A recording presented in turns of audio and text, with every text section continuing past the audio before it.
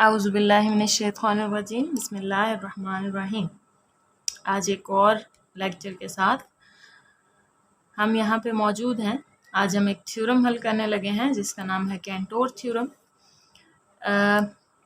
ये सेट से रिलेटेड है, सेट थ्योरी से रिलेटेड है और सेट्स के ऊपर जो अवामिल सरअंजाम दिए जाते हैं उनकी एक जनरल फॉर्म को हम आज प्रूव करने लगे हैं। यहाँ पे वो कहते हैं स्टेटमेंट हमें दी हुई है, let a be a non empty set. सबसे पहले ए एक सेट है जो कि नॉन एम्प्टी है यानी कि खाली नहीं है, and P of A B power set of A, और पी ऑफ ए जो है वो इसका पावर सेट है। देन आप साबित करें कि ए में अरकान की जो तादाद है वो पी ऑफ ए में अरकान की तादाद से हमेशा कम रहती है, यानी cardinality of A is less than cardinality of P of A. इसके हम सबसे पहले मिसाल खुद से ले लेते हैं कि क्या वाकई ऐसा होता है या नहीं, उसके बाद हम इसको जनरल में प्रूव करेंगे। सबसे पहले ए हम सेट लेते हैं 1, 2 एंड 3 का, और पी ऑफ ए जो है ये हम अगर सिंपल बनाना शुरू करें तो यहाँ पे पहले हम देख लेते हैं कि किसी भी सेट के पावर सेट में अरकान की तादाद पता करने के लिए उसकी तादाद को 2 की पावर में लिखते हैं, और वो हुआ 8, यानी इसके अरकान की तादाद 3 थी, 2 की पावर में लिखा तो ये हमारे पास हो गया 2 की पावर 3 यानी कि 8। अब इस सेट जिसमें अरकान की तादाद 3 है उसमें उसका अगर पावर सेट बनाया जाए तो उसकी अरकान की तादाद 8 होगी, जो कि हमें इस फॉर्मूले से पता चल गया। और अब यहाँ पे हम बनाते हैं, पहला सेट खाली सेट होता है, दूसरा 1 का बनेगा, फिर 2 का, फिर 3 का, फिर 4 का, और इसी तरह से बनते जाएंगे। यहाँ पे अगर हम देखें सेट ए अगर हम ले लें सिर्फ एक रुकन का, तो भी इसके पावर सेट की में अरकान की तादाद जो होगी वो सेट से ज़्यादा होगी, 2 पावर 1 इक्वल्स टू 2। यहाँ पे ए जो है उसकी कार्डिनैलिटी 1 है और पावर सेट की जो कार्डिनैलिटी होगी वो 2 होगी, यानी कि इससे हमेशा स्ट्रिक्टली बड़ी रहती है, इसमें इक्वल भी नहीं आता। और इक्वल सिर्फ एक ही सूरत में आता है जब हमारे पास सेट ए जो है वो खाली सेट अगर हो तो, और खाली सेट अगर हो तो उसकी कार्डिनैलिटी जो है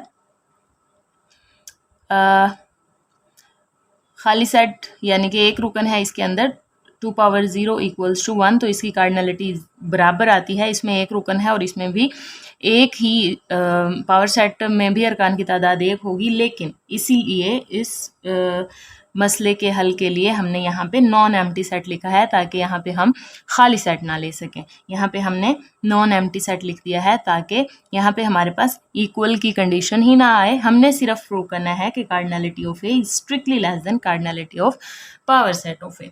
तो जी यहाँ पे हम प्रूव करना शुरू करते हैं।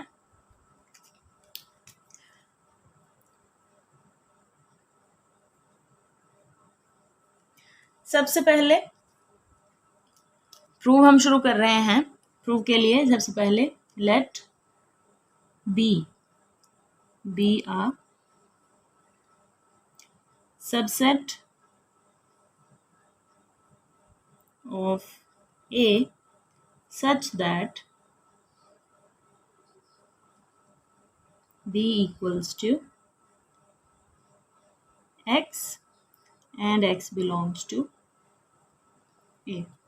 इसका मतलब ये हुआ कि b के अंदर सिर्फ a के सिंगलटन्स मौजूद हैं, यानी अगर हमारे पास अगर सेट जो है वो a है तो हमने जो इसका सबसेट b लिया है वो है हमारे पास b equals to singleton of 1, singleton of 2 and just the singleton of 3।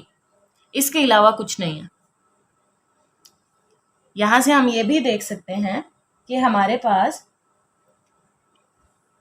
Cardinality of set A cardinality of set B के बराबर रहेगी, क्योंकि इसमें हमारे पास जो अरकान की तादाद है इसमें भी 3 ही बनेगी, इसमें भी 3 ही बनेगी, क्योंकि इनके सिर्फ सिंगलटन लेने हैं। सिंगलटन का मतलब होता है सिर्फ एक रुकन, एक ही रुकन को अगर सेट बना दिया जाए तो सिंगलटन सेट बनता है। तो ये हमारे पास सेट बी हो गया। अब यहाँ पे हमने पहले बी में और सेट ए के अंदर रिलेशन बनाने के लिए हम उस पे फंक्शन डिफाइन करते हैं, late f from b to a such that, यहाँ हम डिफाइन लिख लें तो ज़्यादा बेहतर होगा, such that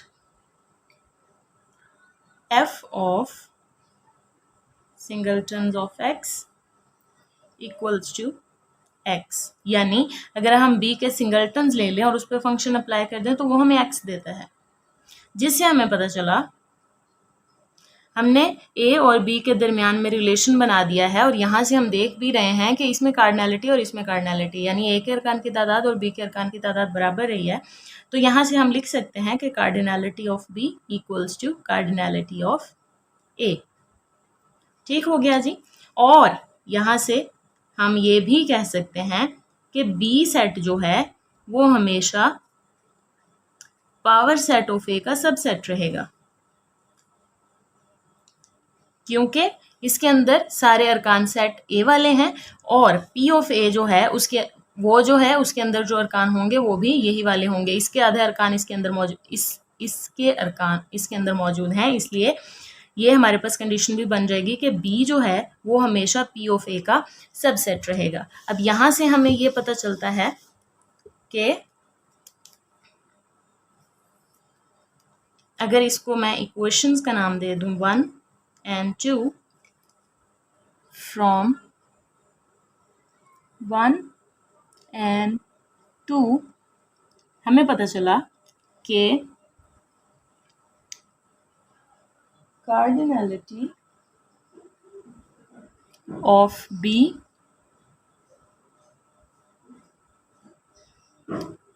is less equal to cardinality of P of A।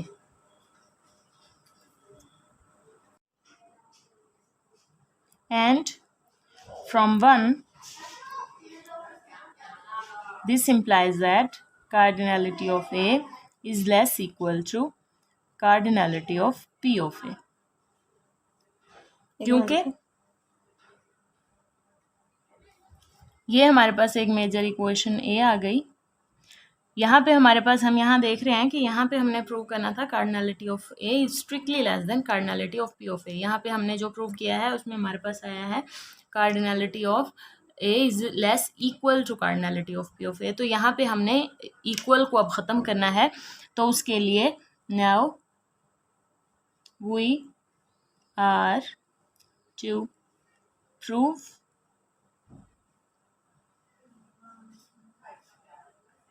is not equals to P of A. Cardinality of A is not equal to cardinality of P of A। तो contrary suppose कर लेते हैं।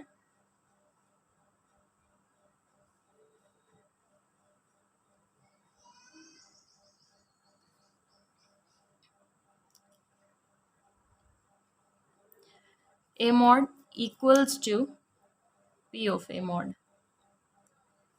ये अगर हमारे पास गलत prove हो जाता है तो फिर हमारी जो प्रूव है वो कंप्लीट हो जाएगा। तो जी सबसे पहले हमने क्या करना है, यहाँ पे हम एक फंक्शन डिफाइन करते हैं, लेट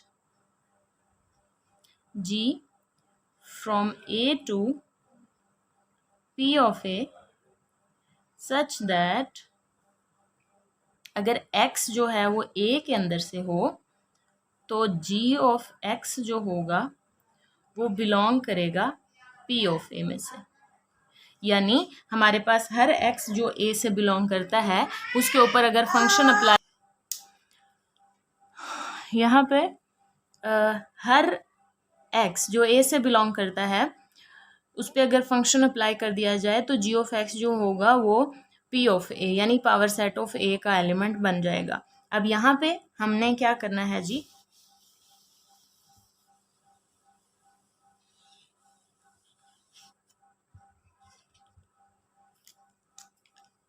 एक सेट ले लेते हैं C जिसके अंदर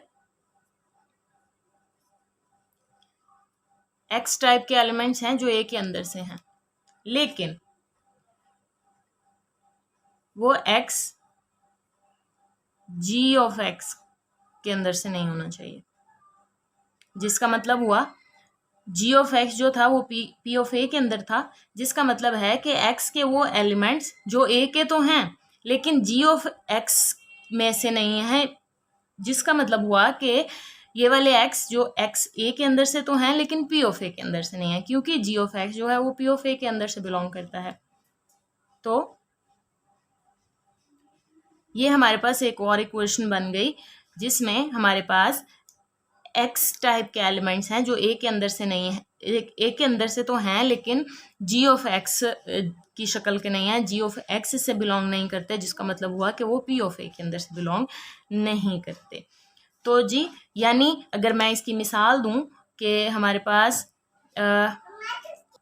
जिसका मतलब है कि अगर हमारे पास एक्स जो है वो सेट 1 और 2 में से 1, 2 और 3 में से अगर x जो है वो 1 है तो 2, 3 जो p ऑफ ए में से है ये उससे बिलोंग नहीं करता है। x के वो तमाम एलिमेंट्स जो p ऑफ ए के अंदर से बिलोंग नहीं करते वो इस सेट c के अंदर से होंगे। तो आगे चलते हैं जी। यहाँ पे हम कोई भी अल्फा ले लेते हैं ऐसा कि इक्वेशन नंबर, इसको मैं कह देती हूँ 3 और इसको कह देती हूँ 4। तो इक्वेशन नंबर 3 को यूज़ करते हुए मैं कहती हूँ कि जी ऑफ अल्फ़ा जो है वो सबसेट है ए का, यानी यहाँ पे जी ऑफ एक्स, सॉरी इसको इक्वेशन का नाम देते हैं, जी ऑफ एक्स जो पी ऑफ ए से बिलोंग करते थे उनमें वो उसका अगर एक सेट बना दिया जाए तो वो हमारे पास ए का सबसेट बनेगा, क्योंकि एक्स तमाम जो हैं वो हमने ए के अंदर से लिए हैं। उसके बाद हमें एक और कंक्लूजन मिलता है इक्वेशन नंबर 4 से, जिसका मतलब है कि सी जो है ये फ्रॉम 3 एंड फ्रॉम 4, सी के सेट से हम कंक्लूड करते हैं कि सी जो है वो भी सबसेट है ए का। ठीक है जी। तो इन दोनों से हमें पता चलता है कि G of alpha equals to C. We mentioned it with 5, equation number 5। अब यहाँ पे क्योंकि अल्फा हमारे पास ऑर्बिट्ररी है तो ये हमारे पास जी ऑफ अल्फा जो है वो सी से बिलोंग करता है। हमारे पास अब यहाँ पे दो कंडीशंस बनेंगी अगर अल्फ़ा जो है वो ए के अंदर से बिलोंग करता है, क्योंकि हमने यहाँ कहा था कि यहीं से हम करते हैं अल्फ़ा बिलोंग्स टू ए। अगर अल्फ़ा ए से बिलोंग करता है तो अल्फ़ा जो है वो या तो सी के अंदर से होगा या फिर अल्फ़ा सी के अंदर नहीं होगा, क्योंकि हमने कहा है कि x जो है वो g ऑफ x में से नहीं है और g ऑफ x के अंदर से आर्बिट्रेरी अल्फ़ा लेके हमने उसको कह दिया है कि g of alpha equals to c। अब ये जो अल्फ़ा है ये या तो x c सेट c के अंदर होगा या फिर नहीं होगा। फॉर केस 1, अगर alpha belongs to a and alpha belongs to C, तो क्योंकि हमारे पास दो शराइत हैं, एक ये कि g of x equals to C और दूसरा,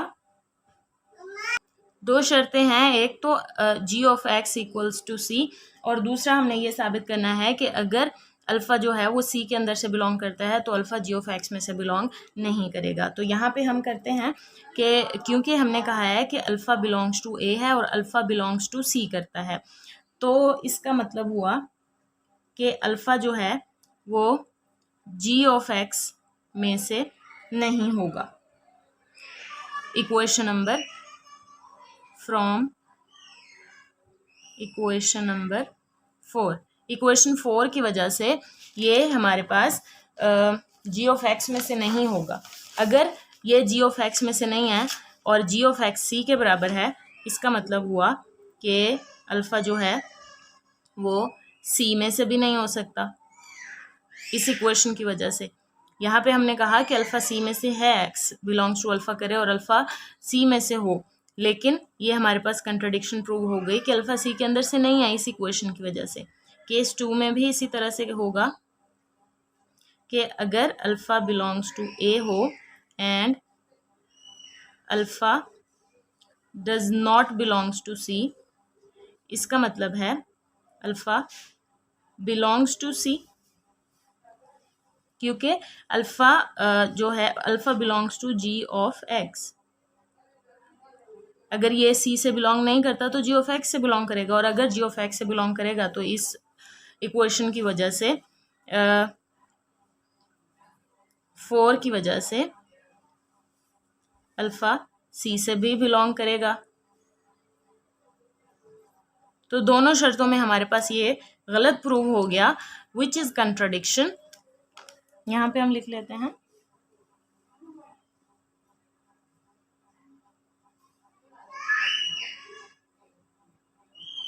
विच इज कंट्राडिक्शन। सो हमारे पास ये प्रूव हुआ कि ए की कार्डिनैलिटी जो है वो पी ऑफ ए की कार्डिनैलिटी के कभी भी बराबर नहीं हो सकती। So cardinality of A is strictly less than cardinality of P of A, which is proved. उम्मीद है आपको समझ आई होगी। इंशाल्लाह नेक्स्ट वीडियो में मिलेंगे, तब तक के लिए अल्लाह हाफिज़। नासिर अपना ख्याल रखिएगा।